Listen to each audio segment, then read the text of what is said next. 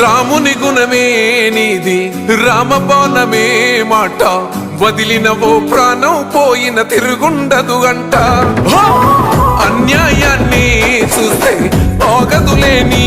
అడుగే అవతలోడు ఎంత వాడైనా ఎదురెనుతావంట